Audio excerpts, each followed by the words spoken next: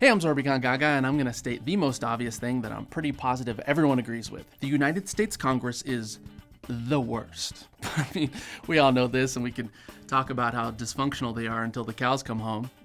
Back to their districts. Yeah. No, South Carolina Representative Joe Wilson, you lie. Okay, you lie. And I don't know about you guys, but I'm getting tired of complaining about the same old partisan, posturing, corporate sucking cockamamie, okay? I want solutions. I want fixes. I want to never see this dumb face again. Obstructionist, geriatric turtle from hell. Positive thoughts? Solutions? Here are 7 practical ways we could actually fix Congress. First, let's talk about term length. As you remember from civics class, the House of Representatives is the biggest chamber of Congress, made up of 435 members, all of which serve a term of only 2 years, and most of that is spent fundraising to get reelected and not do what they were actually elected to do, is make laws that represent their constituents, but instead they're just calling campaign donors the entire time like, cash monies, please, can I have the cash monies? Can I have the monies, please, give me the monies. So let's increase their term length to 4 years so they can actually legislate. With that said, we also need to put a cap on those terms to 5, and then you're out. Okay, that would give representatives 20 years and senators a whopping 30 because their term length is 6 years, which is plenty of time to make your mark and then get the out. In fact, there are plenty of congressmen that have stuck around way too long, like Senator Robert Byrd, who filibustered the Civil Rights Act of 1964 for 14 hours and then continued serving in the Senate until 2010. 57 years. Like, are you serious? I mean, this guy was like, look, I'm that guy taking a stand for segregation and then kept getting reelected until the iPhone 4. Like, how? Like, how?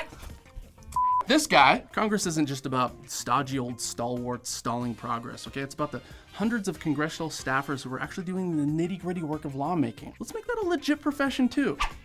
Currently, congressional staffers are underpaid and stretched way too thin.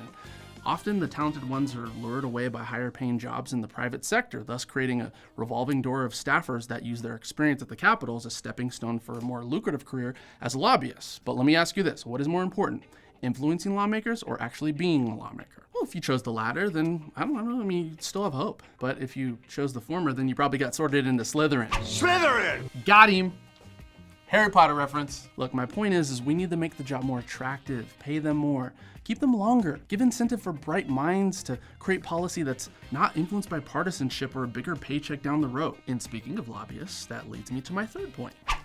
So over the past 30 years, there have been federal laws passed by Congress that have been written verbatim by lobbyists. Laws specifically having to do with their own special interests. But wait, that can't be legal, right? Well, it can when you're literally writing the law. The most recent example of that was the rollback of financial regulations set by the Dodd-Frank Act of 2010, which was meant to protect the market and consumers from risky banking practices that led to the Great Recession. Then this year, Congress passed a law which reverses many of those protections, and guess who wrote it? Lobbyists for Citibank. Wait, hold up, they aren't lawmakers, they're a bank. I mean, they can't do that, right? How's that possible? Well, Congress is so understaffed that they don't even have the capacity nor the time to research or effectively write policy, so they outsource it to the very people that stand to benefit from it. I mean, that's like putting 11-year-old me in charge of my elementary school's chocolate milk distribution, and you bet your ass I'm gonna be like, yeah, you can go ahead and put all those cartons in front of Miss Stein's class right here.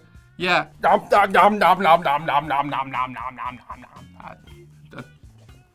not how you drink chocolate milk. I don't. So after we've fully staffed Congress with competitively paid congressional staffers, how do we make sure that things still stay nonpartisan? Well, we already have a wonderfully neutral group called the Congressional Budget Office, which assesses the financial effectiveness of each bill written and its impact on the American public. So more things like that, right? Yeah, absolutely. Guess what? Congress used to have this thing called the Office of Technology Assessment that researched advancements in science and technology and how to apply that knowledge to federal policy in order to make bureaucracy more streamlined and cost efficient. Then in 1994, conservative Republicans took over Congress for the first time in over 40 years, and they were led by this So in the name of limited government, they slashed the amount of congressional staffers by almost half and did away with the OTA to streamline bureaucracy, thus creating the aforementioned workload issue and doing away with the very people meant to streamline the process, you dummies. Look, even fiscal conservatives would agree that it takes a little investing of money to actually find out how you can save money or, God forbid, even make money. I mean, that's what financial planners do. And there was even a recent push to bring back a new and improved Office of Technology Assessment, and then we, elected who we elected. Yeah, that election was the worst. But you know what? No stress, okay? We're gonna have another one in 2018, midterms, baby.